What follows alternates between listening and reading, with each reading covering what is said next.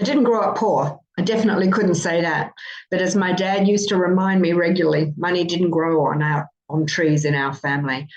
I was the eldest of six, and money was always tight, but we never really lacked for anything. My dad was a good provider, but sometimes money was tough. The bicycle I wanted for Christmas when it eventually arrived was some other girl's bicycle first. It was a bit worse for wear, but I loved that bicycle. As I said, we didn't lack. We never wished for anything that never came, unless, of course, it was that trip to Disneyland. We never had expensive holidays or expensive things, but we had a big block of land and ran around like crazy things with the neighborhood kids and the dogs. But I do remember my grandmother telling me that before I got home from school, I needed to know that my dad had broken into my little piggy bank. It was one of those cute girly pink piggies because he needed the money. And so there obviously were times when it was really tight. Can't blame my parents. I mean, no one ever taught them financial literacy skills. No one taught them about money and how to look at money and view money. And so I've set out to interview many people who've gone from broke to self-made and not working, needing to work again. And so that's what this video is about today. I'm going to teach you the 3 things that I've learned are the secrets of the self-made people, those that are wealthy, those that are just not needing to work any longer. So this video is for you if you'd like to know those secrets and you want to start again, but you want to get there easily without being overwhelmed, without having to go into debt, without fear. This video is also for you if you just want to improve your financial position and you want to make sure that you're on track for the things that you want in your life. I'm Tony Fitzgerald, and these days I help women in their 50s and 60s who are just like I used to be, staring at the ceiling, awake at night, knowing they don't have enough assets or retirement funding to live the life they dreamed of. So I help them use limited savings and better ways with their superannuation to look at things differently and build wealth in just 3 years, the wealth that they will need for the retirement we all want.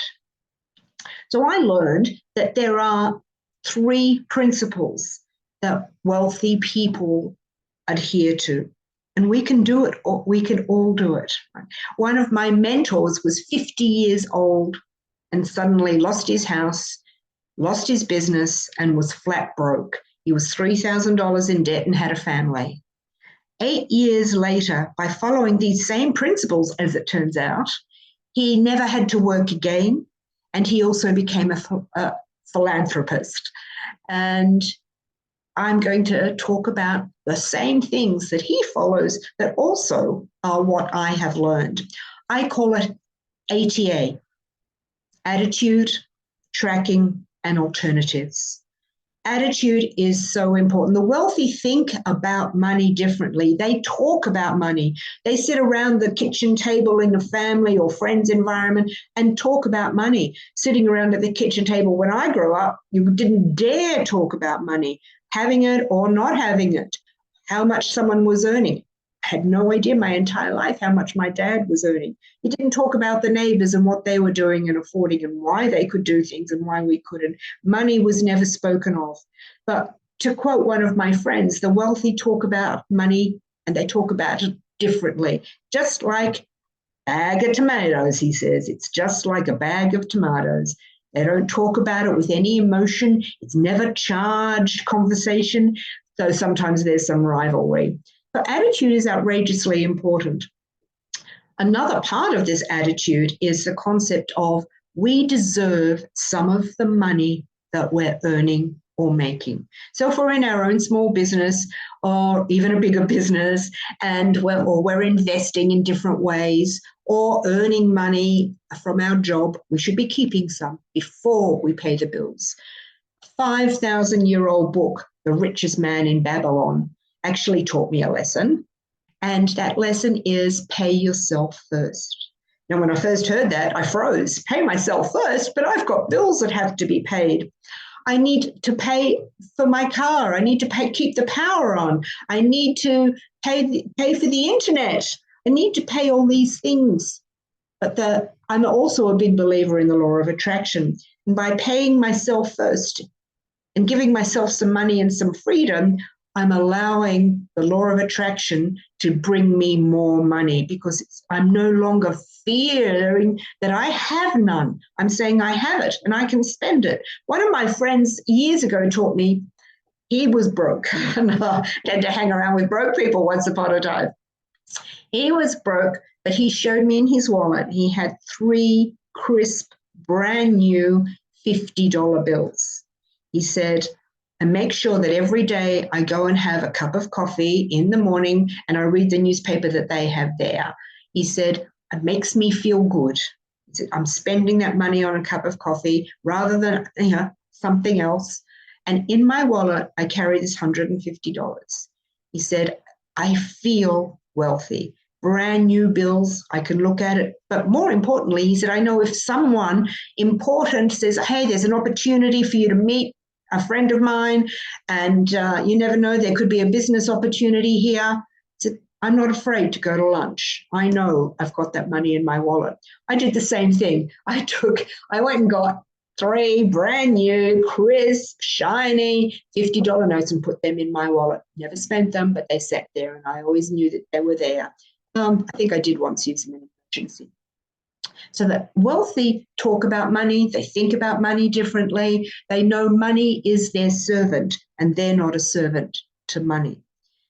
The other thing that I learned is that the self-made people and wealthy people, even as wealthy as Rockefeller, track their money. They track their expenses, they track the money that's coming in, they know what they're spending their money on. And they know out of what they're spending their money on, what things give them pleasure in that spending. And that's where they'll put a little bit more money. They don't spend money frivolously. Wealthy aren't afraid to go into debt for increased values. So that's looking at alternatives. The wealthy and the self-made don't just think of the same investments that we do. Real estate, stocks, bonds, higher interest return, banking accounts. They're not limited to that. And it's only because their thinking isn't limited to that. So when we put our money in the bank and they give us a measly rate of return for having it, they use our money. They lend it out to others, and actually they lend it out again and again and again and again. They make a massive return on our money and pay us just a small amount of interest for that. Well, today we can do the same thing. There are what's called peer-to-peer lending services. Technology has allowed so many different opportunities in our lives. For roughly $3,000 as a minimum, I can loan that to somebody through an online structure. I can loan them that money, and over the next 12 months, receive back 16 to 25% in return. That is just one of the structures, and wealthy people look at that all the time. I remember when I first came to Sydney, which is where I still live, I heard about solicitors' money. Well, that's gone, but that is basically peer-to-peer lending, and it was a really high interest rate. And the other area that the wealthy people think differently is all of those alternatives. So it's their attitude. They track their spending and expenses, and they look at alternative ways of investing. So we can too. And, there are even more and more alternative ways of investing. Today, you don't have to buy a whole apartment. You can buy a portion of an apartment. It's called tokenization. And apartment buildings and homes and recreational facilities, even paintings of fine art are being tokenized. So if I was to buy a small token fraction of an apartment or of an Andy Warhol painting, and let's say over 2 years it increases in 30% or 50%, my portion has also increased by 30 to 50%. And technology enables us to do this. You could not have done this a few years ago. Technology enables that. There are so many other ways that we can look at alternative ways of investing. So it's three things. It's what I call ATA: attitude, tracking, and alternatives. So I've actually got some really cool tracking softwares that you can get. Actually, you can get one on, download one as an app from the App Store, or look at your bank. They tend to have really good ones, but I've got some that I use that are fantastic, that were given to me by someone who went from dead broke to never having to work again, having everything he ever wanted, and owning his own home in 8 years. If you'd like that, then just reach out to me, and I'm very happy to send it to you, or you'll be able to download it. Just go to mysecondlife.club, and there you'll find it. So I'm looking forward to expanding on each of these areas with more videos to help you so that you can live your best life, your second life, just like I can. This is my second life.